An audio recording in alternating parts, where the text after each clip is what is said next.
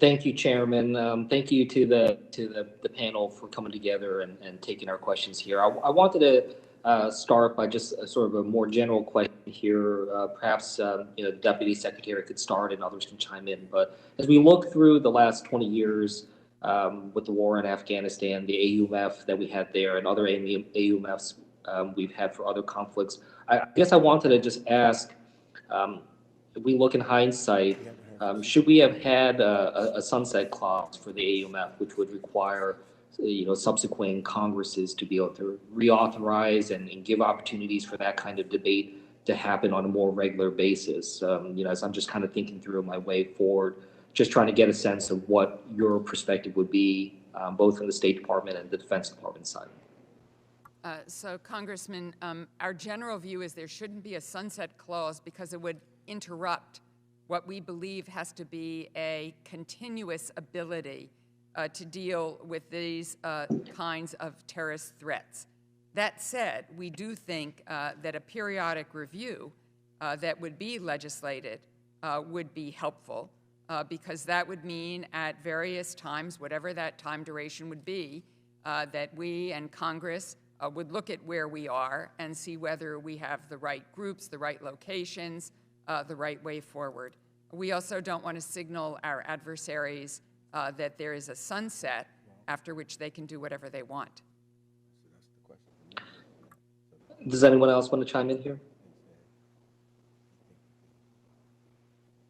I'll proceed to another question here that's related in some ways. I think one of the challenges that we saw with some of the ambiguity of the previous AUMF was about languages of associated forces, trying to think through what would constitute a splinter group, what would constitute sort of a direct line in terms of aggressor that would be then fall within the aspects of that AUMF. So I guess I wanted to ask, and perhaps this is a question for our legal advisors in the room and general counsels, but I guess I wanted to ask, what do you feel like we learned from that in terms of the use of that phrase associated forces, of the concept of splinter groups in terms of making sure that we're following the threat and understanding if they change names or have any types of changes there. But also, we've seen some challenges when it comes to how that could potentially expand and balloon in ways that perhaps weren't envisioned at the start of that authorization of the AUMF. Thank you for that question, Congressman, and it's a very good question. I have to say, I think with the passage of time, obviously the longer the threat persists, the more opportunities there is for groups to develop, to splinter, to morph.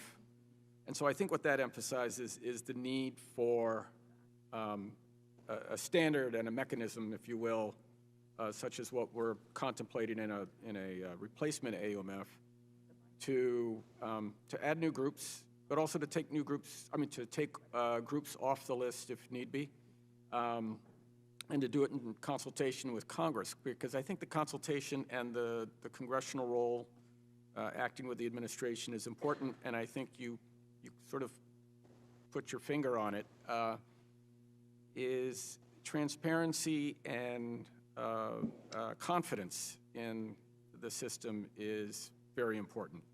And I think the sort of the broad brush outlines we've laid out are intended to get at that through these periodic reviews. And with that, I'll turn over to my colleague, Ms. Krass. I don't have anything to add to that. Thank you. Okay. Well, look, I'd like to keep this going forward, and so thanks for giving us this opportunity. But what I will tell you as someone who came into Congress 3 years ago or so, is that it is difficult for me to think through this situation of inheriting previous AUMFs from previous Congresses and not having the opportunity on a regular basis for us to be able to reauthorize and have that debate. I know there are procedures we could take, but we all know the reality of how difficult that is. So I do understand what the Deputy Secretary said in terms of showing a commitment going forward.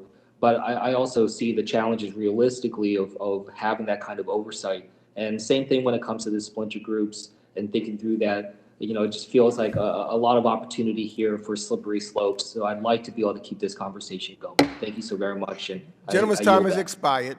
I now recognize Representative Young